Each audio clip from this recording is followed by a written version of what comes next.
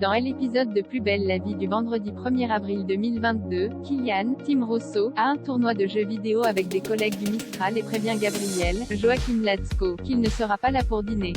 Le médecin lui fait remarquer qu'il est déjà sorti la veille et que ce n'est pas comme ça qu'il réussira ses études. Il tente d'asseoir son autorité, mais Kylian riposte et finit par se montrer insultant.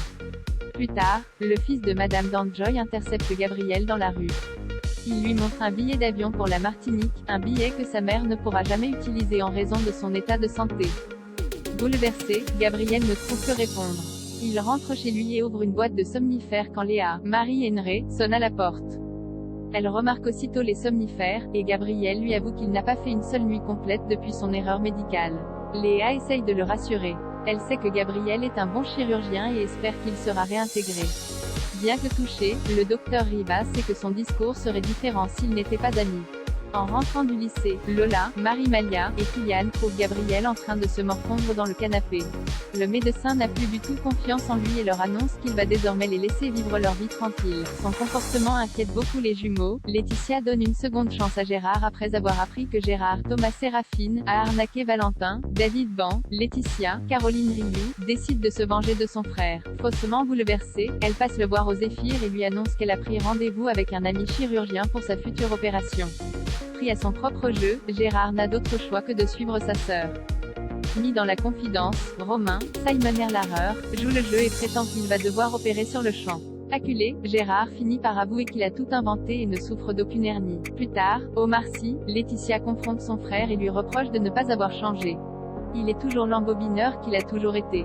Gérard ne tarde pas à changer de sujet de conversation. En voyant passer Carmen, Aurélie Konaté, il avoue à sa sœur qu'il a eu un coup de foudre pour la mère de Fanny, Prudence Leroy. Laetitia est surprise. Elle pensait que son frère multipliait les conquêtes. Gérard avoue qu'il est en fait très seul, sûrement par culpabilité après le mal qu'il a fait à sa mère. Il lui annonce qu'il va quitter Marseille. Un peu plus tard, Laetitia apprend par Fanny que Carmen a un admirateur secret. Depuis environ une semaine, elle reçoit chaque jour une rose mais celle-ci n'est jamais accompagnée d'un mot. En fin de journée, Laetitia passe voir son frère, qui est en train de faire ses valises. Elle est surprise de trouver sur son lit une vieille photo d'eux en compagnie de leur mère.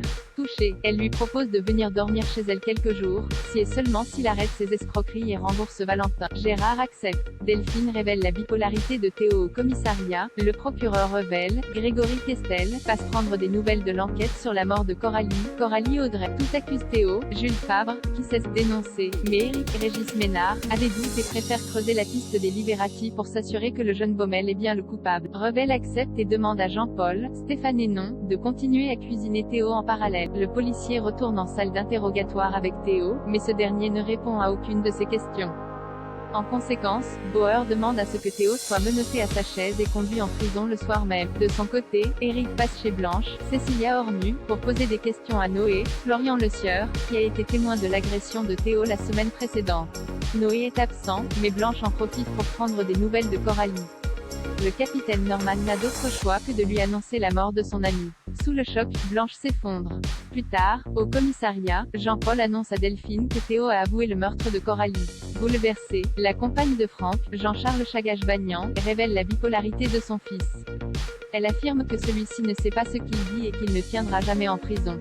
Le soir venu, Kevin, Théo Bertrand, met fin à la garde à vue de Franck.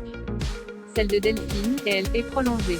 Avant son départ, Delphine supplie son compagnon de les aider à sortir de prison. Loading widget.